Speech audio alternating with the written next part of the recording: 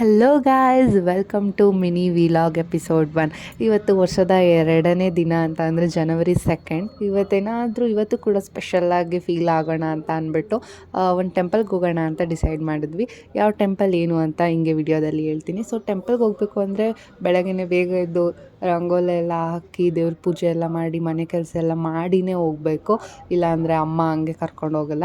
So ಅದಕ್ಕೋಸ್ಕರ ಹೂವು ಎಲ್ಲ ಬಿಡಿಸಿಟ್ಟು ನೆಕ್ಸ್ಟ್ ಮನೆ ಒರೆಸೋಣ ಅಂತ ಪ್ಲ್ಯಾನ್ ಮಾಡಿದೆ. ಸೊ ಅದಕ್ಕೆ ಮನೆ ಒರೆಸ್ಬೇಕು ಅಂದರೆ ನಮ್ಮ ಹುಡುಗಿರಿಗೆ ಉದಯ ಮ್ಯೂಸಿಕ್ ಪಕ್ಕಾ ಪ್ಲೇ ಆಗ್ತಿರಬೇಕು, ಇಲ್ಲಾಂದರೆ ಕೆಲಸ ಆಗೋದಿಲ್ಲ. ಸೊ ಉದಯ ಮ್ಯೂಸಿಕ್ ಪ್ಲೇ ಮಾಡಿ ಪಟ ಪಟ ಪಟ ಅಂತ ಮನೆಯೆಲ್ಲ ಒರೆಸಿ ಎಲ್ಲ ಕೆಲಸ ಮುಗಿಸ್ದೆ.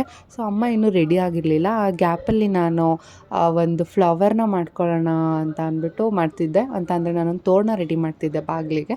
ಸೊ ಅದನ್ನು ಹಿಂಗೆ ಸಪ್ರೇಟಾಗಿ ಯಾವಾಗ ಟೈಮ್ ಸಿಗುತ್ತೆ ಆವಾಗ ಮಾಡ್ಕೊತಿರ್ತೀನಿ.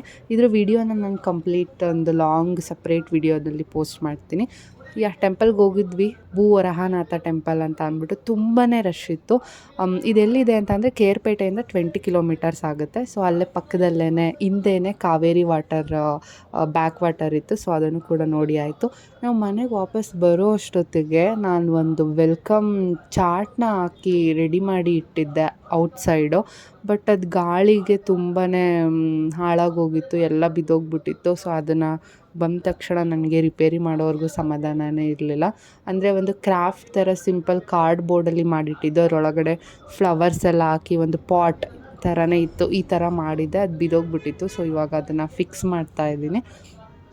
ಇದನ್ನು ಫಿಕ್ಸ್ ಮಾಡಿ ಆದಮೇಲೆ ಕಂಪ್ಲೀಟ್ ಲುಕ್ನ ನಿಮಗೆ ತೋರಿಸ್ತೀನಿ ಯಾವ ಥರ ಬಂದಿತ್ತು ಅಂತ. ಇವಾಗ ಡಬಲ್ ಟೇಪ್ ಹಾಕಿ ಕರೆಕ್ಟಾಗಿ ಫಿಕ್ಸ್ ಮಾಡಿದ್ದೀನಿ. ನಾನು ತುಂಬ ಇಷ್ಟಪಟ್ಟು ಮಾಡಿದೆ. ಆ್ಯಕ್ಚುಲಿ ತುಂಬ ಚೆನ್ನಾಗಿಯೇ ಬಂತು.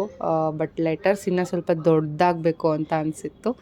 ಓಕೆ, ಆ್ಯಕ್ಚುಲಿ ಆ ಟೆಂಪಲ್ ವಿಶೇಷತೆ ಏನು ಅಂತ ಅಂದರೆ, ಈ ಮನೆ ಕಟ್ಟೋರು ಫಸ್ಟ್ ಇಲ್ಲಿಗೆ ಬಂದು ಪೂಜೆ ಮಾಡಿಸ್ಕೊಂಡು ಕಲ್ಲು ಮಣ್ಣು ಎಲ್ಲನೂ ತೊಗೊಂಡು ಹೋಗ್ತಾರೆ. ಸೊ ಇದು ಭೂವರಹನಾಥ ಸ್ವಾಮಿ ಟೆಂಪಲ್ನ ಒಂದು ವಿಶೇಷತೆ. ಅಲ್ಲಿ ಇಟ್ಟಿಗೆ ಮತ್ತು ಕಲ್ಲು ಮಣ್ಣು ಎಲ್ಲನೂ ಕೊಡ್ತಾರೆ, ಪೂಜೆ ಮಾಡಿರೋದನ್ನು ಅದನ್ನು ತಗೊಂಡೋಗಿ ಮನೇಲಿ ಪೂಜೆ ಮಾಡ್ಕೋತಾರೆ. ಸೊ ಹಾಗೆ ಸಂಕ್ರಾಂತಿ ಹಬ್ಬ ಕೂಡ ಹತ್ರ ಬಂತು. ಅಮ್ಮಂಗೆ ಮಾಡಿಕೊಡಿ ಅಂತ ಅಂದರೆ ಬೇಕಾದರೆ ಮಾಡ್ಕೊಂಡು ತಿನ್ನು ಅಂತ ಡೈಲಾಗ್ ಹೇಳಿದ್ರು.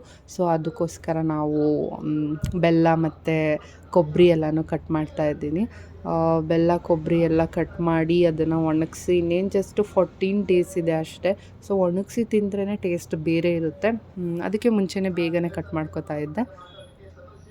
ನಿಮ್ಮ ಮನೇಲೆಲ್ಲ ಹೇಗಿದೆ? ನಿಮ್ಮ ಮನೇಲೆಲ್ಲ ಸಂಕ್ರಾಂತಿ ವೈಬ್ ಸ್ಟಾರ್ಟ್ ಆಯಿತಾ ಅಥವಾ ಇನ್ನೂ ಲೇಟಾ ಹೇಗೆ ಅಂತ ಅಂದ್ಬಿಟ್ಟು ನನಗೆ ಕಮೆಂಟ್ ಮಾಡಿ ಹೇಳಿ. Thank you so much for watching this mini vlog episode 1 and stay tune for mini vlog episode 2.